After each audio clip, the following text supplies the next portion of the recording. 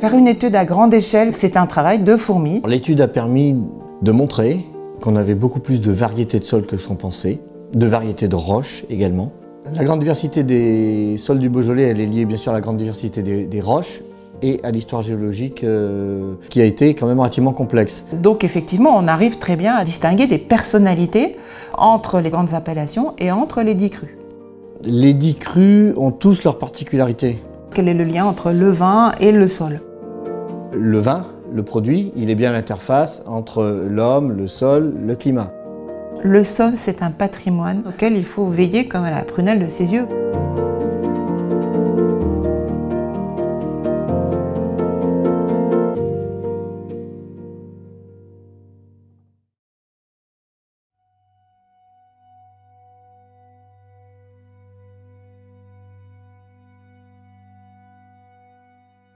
L'étude des sols du Beaujolais a été initiée donc en 2008-2009. Faire une étude à grande échelle comme ça, à grande échelle, ça veut dire on reconnaît presque à la parcelle.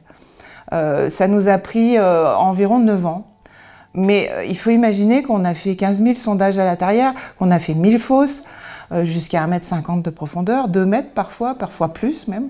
Et dès qu'on parle avec des vignerons qui, eux, connaissent bien leurs vignes, donc ils savent ce qui pousse mieux, ce qui pousse pas bien quand il pleut trop ou qu'il pleut pas assez, on ne peut pas se permettre de leur raconter des histoires.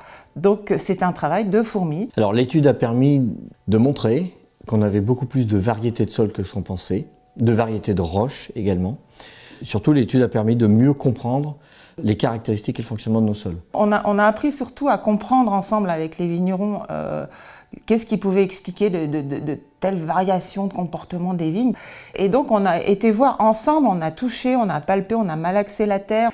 Et du coup, on a pu aborder plein de sujets sur la protection des sols, sur leur gestion en fait, sur leur bon entretien, les bonnes pratiques. La grande variabilité des sols et puis des roches, des minéraux qu'on trouve en Beaujolais a donné lieu à un dépôt de dossier auprès de l'UNESCO.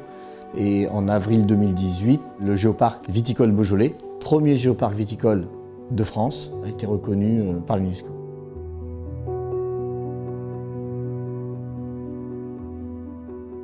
Il y a 15 grandes unités de matériaux parentaux, de roches-mères, et qui mènent effectivement dans le détail à plus de 300 types de sols, avec bien entendu des variantes. En réalité, une infinité, puisqu'il y a toujours des gradations et des passages de l'un à l'autre. Sur le terrain, on peut passer très rapidement d'un sol à l'autre en quelques mètres.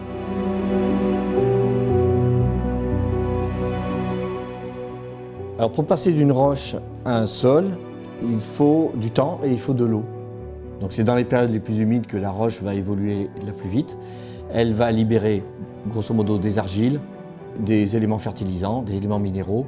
Les êtres vivants vont venir y vivre, y habiter, y mourir, et on va créer donc cette petite pellicule qui recouvre la terre, les terres émergées, et donc qui est le sol.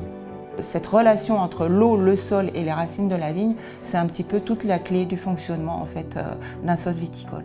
L'eau est un élément fondamental dans le cadre de la nutrition de la plante, surtout en première partie de végétation pour pouvoir faire les feuilles, pousser, faire les sarments, faire les grappes.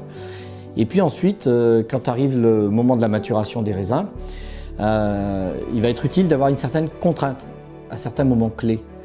On a beaucoup de sols en Beaujolais qui permettent d'avoir cette contrainte. Un mètre carré de sol peut stocker entre 20 litres par mètre carré et entre 300 ou 400 litres par mètre carré. En surface, on aura l'impression qu'il n'y a pas de différence, hein. C'est uniquement sur la profondeur que ça va se jouer. Donc déjà, comprendre le sol en tant que réservoir pour l'eau, c'est déjà assez fondamental. Et pour classifier les sols, pour les travailler également, pour les enherber, pas les enherber, les travailler, pas les travailler, cette connaissance de la réserve utile est vraiment importante.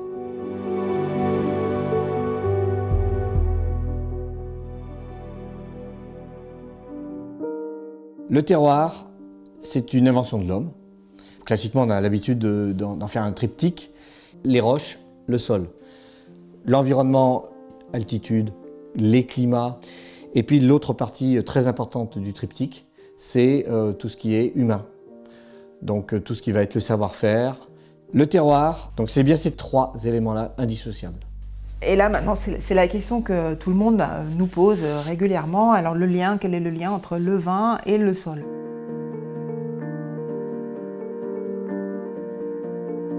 Alors, évidemment, tout ce que je vous ai dit, il y a un lien puisque la plante, elle pousse à partir d'un sol, elle va pousser plus de feuilles, plus de bois, plus de raisins. Donc, il y a un lien. Ce qu'il y a, c'est que ce lien est extrêmement compliqué, avec beaucoup d'étapes. Donc, en fait, en général, on caricature énormément. C'est comme une palette, c'est comme une couleur pour un peintre, hein. Ça oriente déjà pas mal le type de tableau, mais après il y a quand même toute la finesse et la compréhension du vigneron et du viticulteur d'ailleurs, ce qui n'est pas la même chose.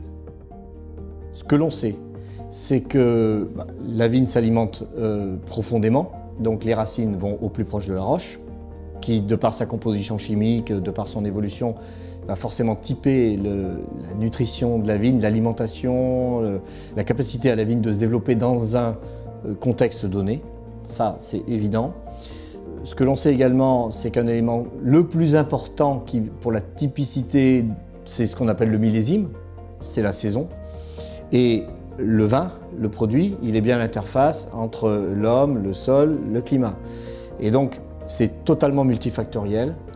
Par contre, comme on connaît bien maintenant les caractéristiques des pierres bleues, des sols qui en sont issus, des granites, des sols qui en sont issus, des calcaires, etc., des contraintes et autres, on va pouvoir adapter les techniques viticoles et surtout, on va pouvoir adapter la façon de faire le vin au sol en question. Donc orienter malgré tout la production et donc orienter ensuite la typicité du vin. Le sol, c'est un patrimoine qui a mis des millénaires, vous avez vu même des dizaines de milliers d'années, des centaines de milliers d'années à se constituer, qui est fragile. Donc c'est un patrimoine auquel il faut veiller comme à la prunelle de ses yeux, quoi. Ce qu'on espère aussi, c'est que pour beaucoup de gens maintenant, quand ils regardent tous l'enfilade de collines et de coteaux, ce soit un peu comme nous, c'est-à-dire qu'on essaie d'avoir la 4e dimension vers le bas. C'est-à-dire on ne voit pas uniquement la surface et les ondulations du relief, mais on essaie d'imaginer aussi les ondulations du sol et l'épaisseur de la couche utile, sans parler de profondeur, mais jusqu'où peuvent aller les racines, etc. Donc c'est une autre façon de voir les paysages qui est aussi très, très riche.